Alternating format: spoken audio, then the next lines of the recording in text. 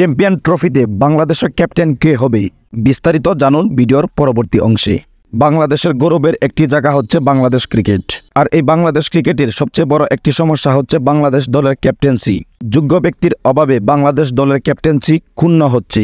মাশরাফি বিন মুর্তজার পরবর্তীতে বাংলাদেশ দলে এখনও ভালো কোনো ক্যাপ্টেন পাওয়া যায়নি, যার জন্যই বাংলাদেশ ক্রিকেট আস্তে আস্তে ক্যাপ্টেনহীন হয়ে পড়ছে। একজন যোগ্য নেতার অভাবে বাংলাদেশ দলে বিশৃঙ্খলা সৃষ্টি হচ্ছে।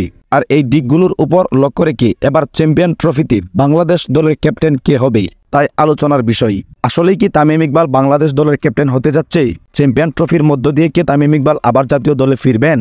হ্যাঁ, যদি বিসিবির কর্মকর্তাদের সাথে তামিম ইকবালের মতের মিল হয় তাহলে তিনি অবশ্যই বাংলাদেশ দলে ফিরবেন এবং চ্যাম্পিয়ন ট্রফিতে বাংলাদেশ দলের ক্যাপ্টেন্সি দায়িত্ব পালন করবেন। কেননা এই ক্যাপ্টেন্সির সমস্যার জন্যই বাংলাদেশ দল থেকে অবসর নিয়েছিলেন তামিম ইকবাল। হঠাৎ করেই কোনো অজানা কারণে তাকে ক্যাপ্টেন্সি থেকে সরিয়ে অন্য একজনকে ক্যাপ্টেন্সির দায়িত্ব দেওয়ার পর থেকেই তামিম ইকবাল দল থেকে আস্তে আস্তে অমনোযোগী হয়ে পড়েন এবং বিশৃঙ্খলা সৃষ্টি হয়, যার পরিপ্রেক্ষিতে তিনি দল থেকে অবসর নিতে বাধ্য হন।